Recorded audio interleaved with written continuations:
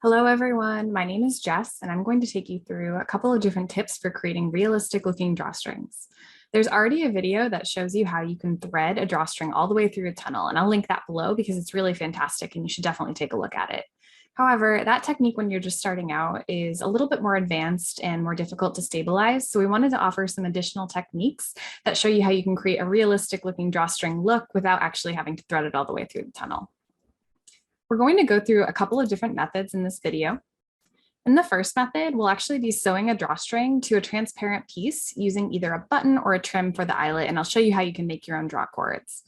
In the second method, you'll actually tack the drawstring through a hole with a pattern piece eyelet, and we'll use draw cords that are already in the CLO default library. In the third method, it'll be a little bit more of a buttonhole opening with a draw cord, and we'll tuck the draw cord just inside the tunnel. All three of these techniques are really easy, and it totally depends on the look that you're going for. And at the end, I'll show you one additional tip that will make it look like there's a drawstring in the tunnel without you actually having to thread it through yourself. I highly suggest watching the entire video because you can kind of mix and match the techniques in here to suit your needs or the look that you're going for. All right, let's make some drawstrings. Okay, let's get started with method number one. You can see here I have a sweatpant and it's a double layer waistband, and that's how I'm going to utilize that for the drawstring effect. Also, I've already gone in and figured out where I want my eyelet to go using internal lines. If you don't know how to use internal lines yet, or use the internal polygon or internal ellipse tools, I highly suggest going back to the beginner's guide to CLO and just making sure you understand how you can mark out your eyelet area to get to exactly where you'd like it to be. All right, so I have my internal ellipse already shaped here. So I'm just going to click on that, and I'm actually going to use the edit pattern tool to cut that out. So I'm just going to cut and sew those pieces out. Switching to the transform pattern tool just so that I can move those tiny little pieces out of the way, just so they're not like overlapping in my 2D window. These pieces are really tiny, so I'm also going to lower the particle distance. They're already on 5, but you could do 2 or 3 just because they're so tiny. And anytime you're changing particle distance, you'll want to turn on your simulation for a sec. Now, the way that this method works is we're actually sewing our draw cords to a transparent piece. So I'm going to go into the fabric tab of my object browser, click that add button, and apply the fabric to those 2 little circles that I just cut out where my eyelets will be. Just to keep things organized, I'm going to relabel that transparency. In the property editor for that material, I'm going down to where it says opacity, and I'm going to change the opacity of that material all the way to 0. So it looks like in the 3D window, there's no piece there, even though there is a piece there. We're going to utilize that to our advantage. To give the eyelet effect, this time we're going to use a button, but you could also use a trim and just glue that trim into this location if you'd like. I have the button tool, and I'm just going to click once on each of these to a place where my eyelet will go. Now that's the CLO default button, but we're going to adjust it to make it look more like an eyelet. In the button tab in the object browser, you can click on that button that's applied. Then you can go into the property editor for it where it says shape. There are some defaults that come with CLO, and a few of them have more of an eyelet look. I like to use this one right here for the eyelet. And you can always change the width as well as the depth. So I'm going to change mine to 16 line to kind of match a little bit more of the hole that I have there for the eyelet. And I'm going to make it a little bit deeper with the thickness. Also, just for fun, if you want to go in and apply a material type like metal to make it look even more like a little metal eyelet, you can totally do that. Now we're actually going to sew a draw cord to that little transparent piece that we applied the button to. So I want to turn off the collision on these 2 buttons. So I'm going to grab my select move button tool. I'm going to select both of those buttons, and in the property editor, you'll see collision.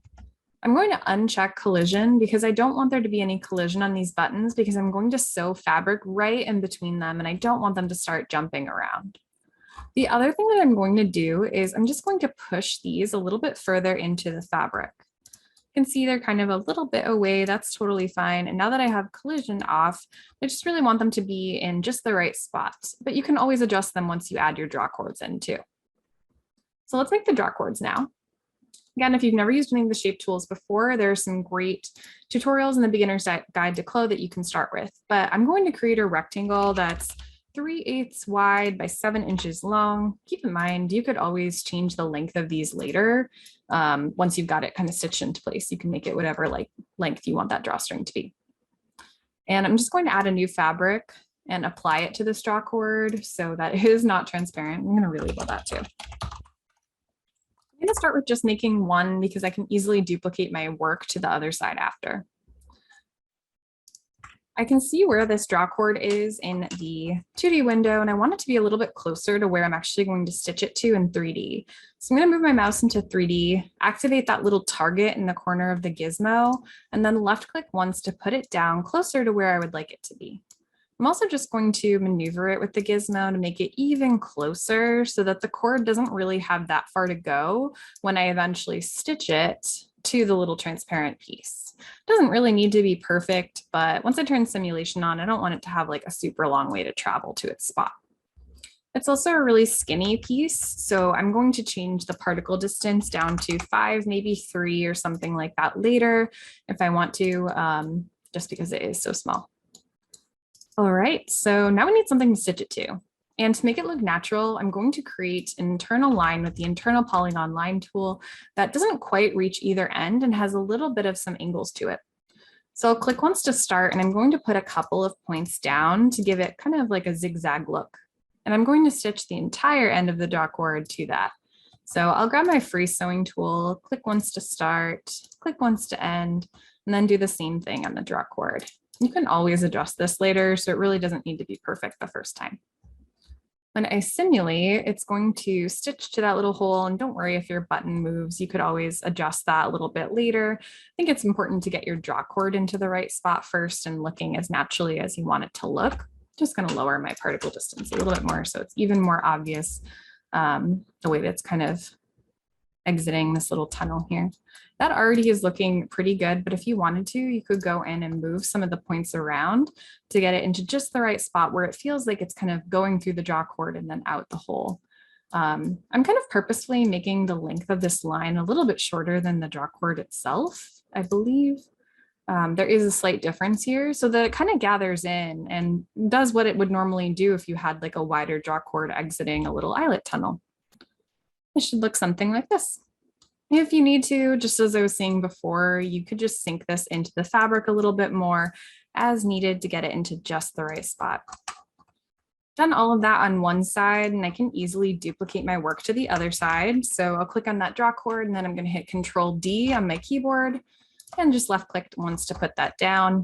In the 3D window, if it's super far away, you might want to just move it a little bit closer before you simulate because the particle distance on it is so low. And yeah, it looks pretty good. You might need to adjust the button on that side as well. We don't have collision on right now. Just get it into just the right spot where it looks like a real eyelet.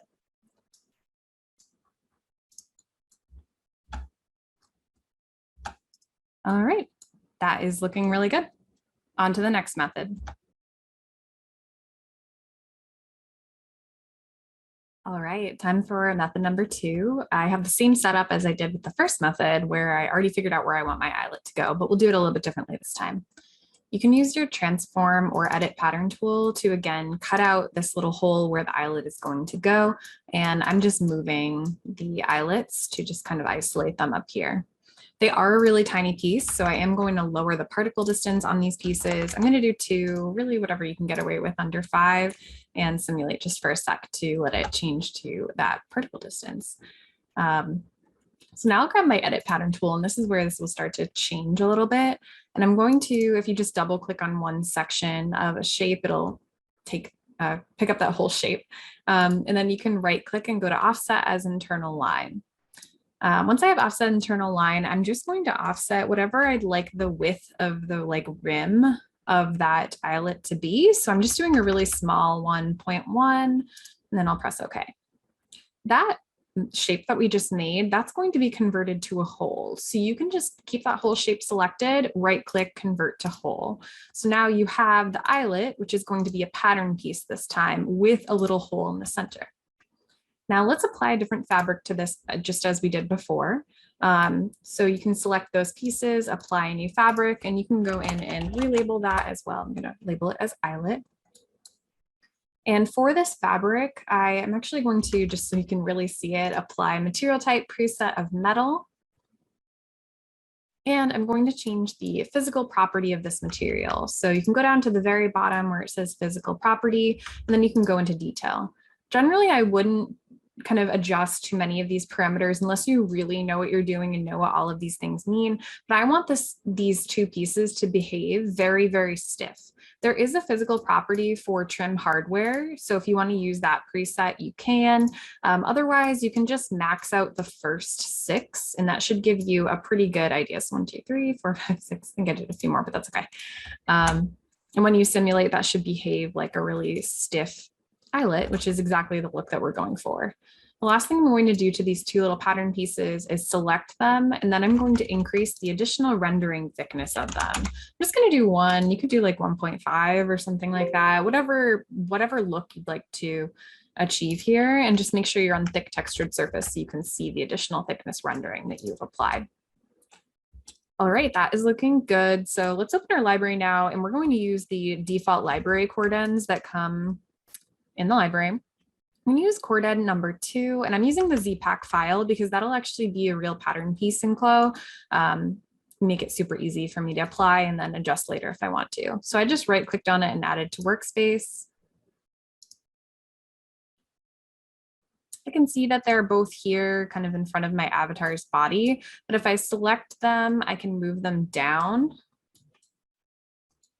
and into the spot where I would like them. I'm going to get them really close to where I'm actually going to be attaching them to, just so they don't have a far distance to travel and kind of swing around when we're tacking them into their spot. So I'm getting them close, but I'm not getting them so close that they start to bump into anything. So that's something to keep in mind. Like, I don't want it to start going through my garment at all. I just want it to be as close as I can. Just about here should be totally fine. Now, we could sew this if we wanted to, but instead, let's do something different. Let's use the tack tool. So you can grab the tack tool in the 3D window, and it's going to kick you into textured surface. So you won't be able to see the full thickness of your material or pieces. I like to turn to the side because otherwise these draw cords are just a little bit difficult to see. And I'll click once to start the tack. Then I'll change my perspective and look directly through the eyelet. So I can click right in the center and it goes right through that little hole to the other side. So I'll do the same thing here, clicking once at the top of that draw cord, and then looking straight on and just clicking right through. In my 2D window, I can even see where those are tacked through. I'll just switch back to the select move tool, and when I turn on my simulation, it's going to tack these little draw cords through the hole. Now you could stop here if you wanted to, or you could just move these tacks slightly, which can just help a little bit with the realism. So I'm going to grab the edit tack tool now, and in my 2D window, you could also move it in your 3D window, but I think it's easier in 2D. I'm just going to move these slightly to the side so that the draw cord doesn't just go directly through the hole. It actually goes a little bit inside the hole, and it looks even more realistic. After I've moved those tacks, I'm just going to turn on my simulation for a second. And as long as it's still going right through your eyelet hole, you are good to go. All right, method number 3. I've already marked out where I'd like this little buttonhole draw cord opening to go with a line and an internal rectangle. We're going to convert that internal rectangle to a hole with your edit or transform pattern tool. You can just right click, convert to hole.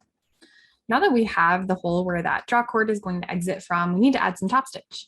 So I'm going to grab my free top stitch tool just out of habit, because I know if I double click in one of the corners of this, it will add the top stitch all the way around without me having to like move my mouse around.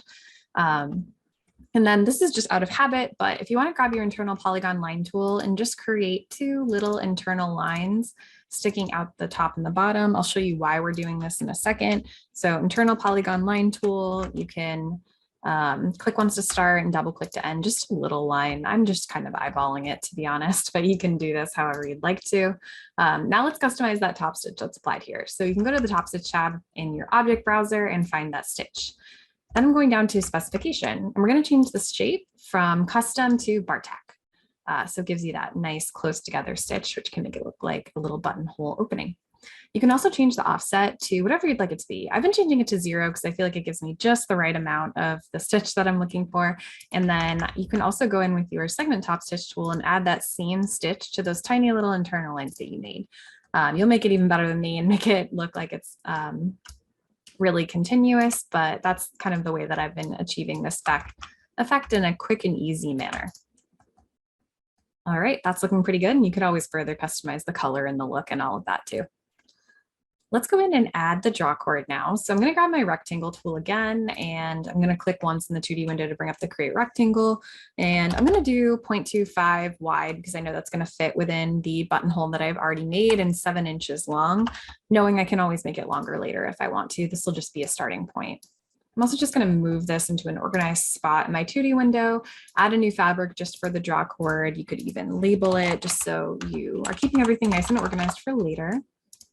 All right, so I need to find this in my 3D window now. You can select it in either window, but I'm just looking for it in 3D so I can activate the target in the corner of the gizmo to move this really fast to where I want it to go. And I'm going to tip this over. You can always use the target again to get it even closer because we are going to actually have this coming like slightly through the opening that we made. So I'm just going to get it into just an approximate position. Now I know the distance from center front to my opening is 1.5, and I want this to look like it's somewhat inside the tunnel. So I'm going to do it 3 inches away from center front. You can do this however you'd like to. So I'm grabbing my internal polygon line tool, clicking once to start, and then I'll right click to bring up the precision box and make it 3 inches away. You can do this really however you would like to. That's just to mark where I want the drawcord end to be stitched to. Trust the process. I'll let you know why we're doing this later. And then I'll make a little internal line for it to be stitched to. You can be more precise than I'm being also in terms of the exact placement. I'm just going to move that into that spot. So that's what we're actually going to stitch the end of the drawcord to, that little internal line, which is not on the first layer, it's on the interior layer. So it's going to be slightly inside the tunnel, which makes it look really nice and is just a little bit less work than having to do all of it. All right. I'm also going to fold my drawcord, which just makes it easier to insert in the tunnel. So I'm going to click on the end of the drawcord and go to offset as internal line, and I'm going to do 1.5. And that's just the amount that it's actually going to be tucked into the tunnel before it actually exits through the drawcord. So I'll grab my fold arrangement tool in the 3D window, and I'm going to use that internal line to actually fold this. So that little fold right there, that's where it's going to exit the tunnel. I've just found this makes it a little bit easier for me to insert into the tunnel, and I'm using my gizmo to actually insert that. What I tend to do is get it really close and really level and even before I push it into the surface of the fabric, and making sure that it's actually at the exit point where the little drawcord is. Then I'll push that back directly. And it really does not need to be perfect right away. This might take a couple of tries, but I promise it gets easier with time. So I've sunk that into the surface of the fabric. I'm going to grab my segment sewing tool and just stitch the end to that little internal line, which again is on the second layer. I'm using Shift Q on my keyboard to hide and show pieces if anyone is wondering. You can also right click and hide your 3D pattern when you have it selected. So when I hit Shift Q, I can see it's sitting in the tunnel. That's great.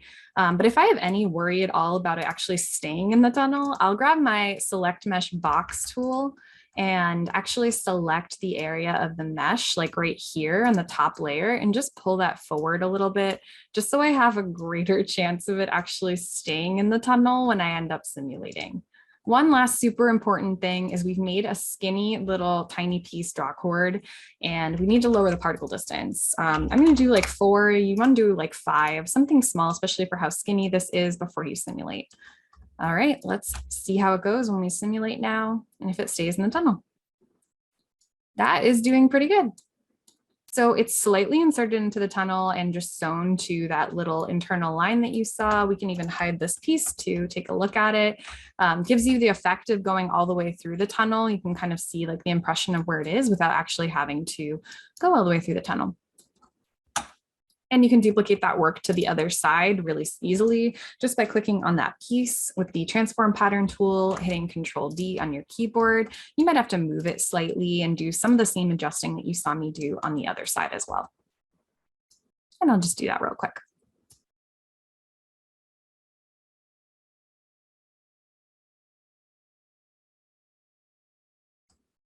Nice, and that's method number 3. All right, I've got one more tip for you to make it look like there's a drawstring running all the way through your tunnel without having to do a lot of work. So I'm going to copy and paste the interior waistband. So just copying and pasting the interior waistband.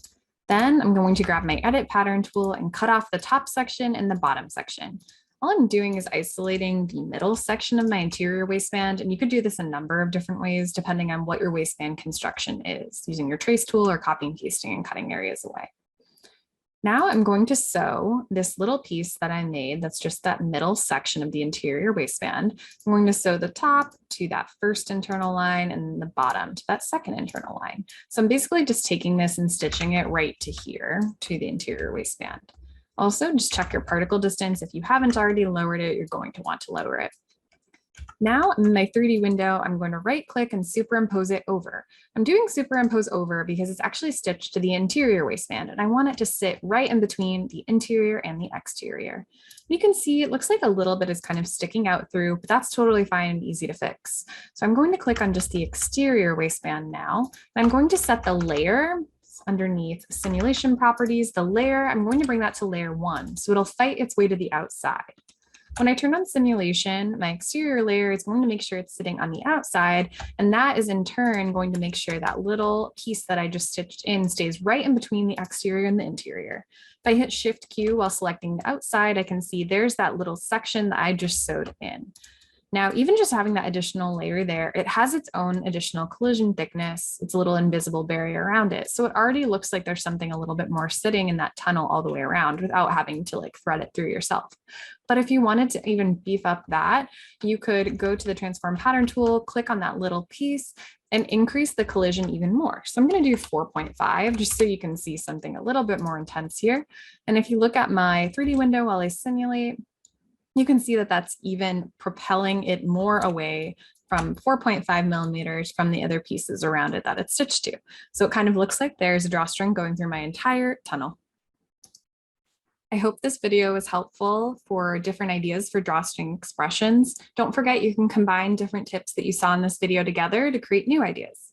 Let us know if you have any questions in the comments about anything that we reviewed. And don't forget to like and subscribe so that as we push out new content, tips, videos, tutorials, you'll be able to see all of it.